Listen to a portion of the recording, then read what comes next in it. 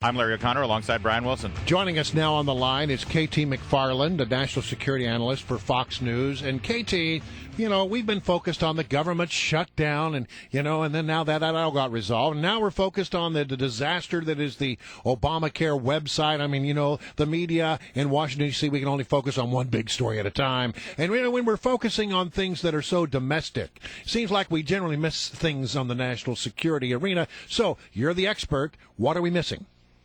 You're missing several things. One, first, it's the 30th anniversary of the Marine barracks bombing in Beirut, Lebanon. Now, why is that significant? Well, it was the largest attack against Americans since Pearl Harbor and the largest attack since September 11th. And it energized the Pentagon, where I was at the time, to analyze how, why, and when we should use U.S. forces abroad. I was the speechwriter. I wrote something called the Weinberger Principles of War, which really was the Reagan doctrine of when to use forces overseas. And in essence, it was don't get involved with American forces overseas unless it's a vital national interest, and then only do so if you're prepared to do whatever it takes to win. And if you're not, and you're not upfront about it, you shouldn't get involved. So you're either in it to win it or you shouldn't be in it. And that was thrown aside after September 11th, and we have since then had wars of intervention.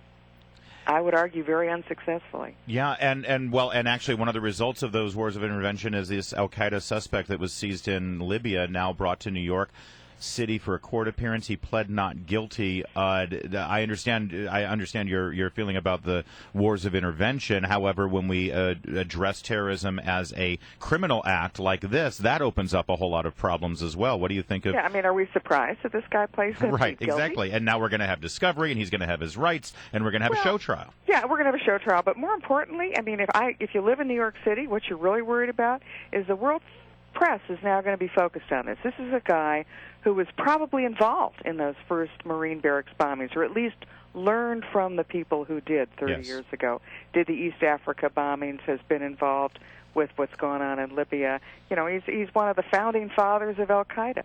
And so you're going to have the world press focus. Now, if you're a terrorist wannabe, what better place to do your next act of terrorism than in New York City during the al-Libi trial? So I think not only is it a predictable show trial, but it also puts millions of people at a certain risk.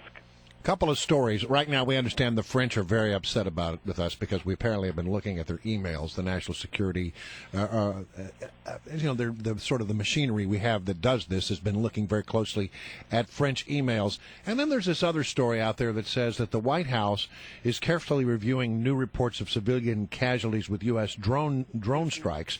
UN investigation determined that U.S. drone strikes had killed at least 400 civilians in Pakistan alone.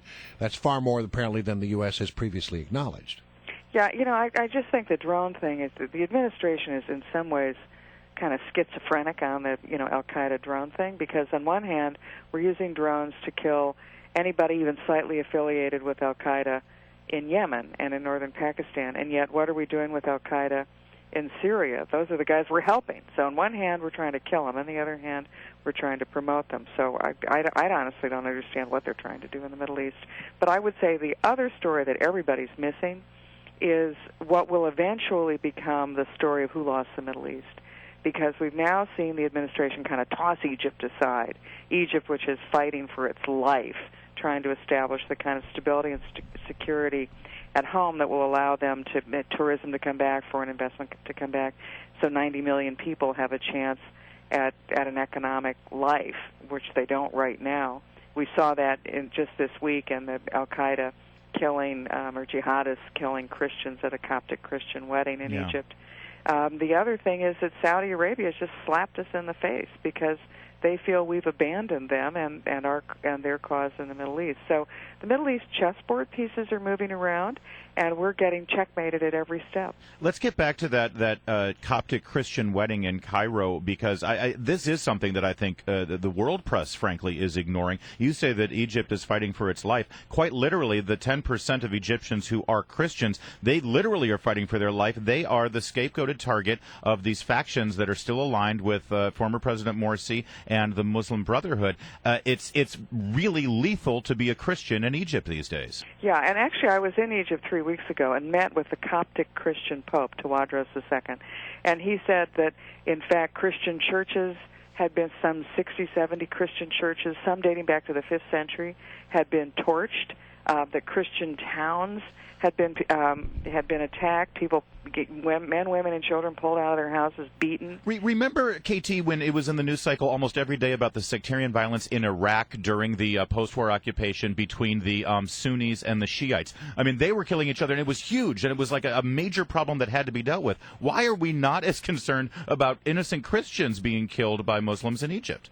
I think that the Western Press Corps and certainly the administration has gotten the Egypt thing all wrong.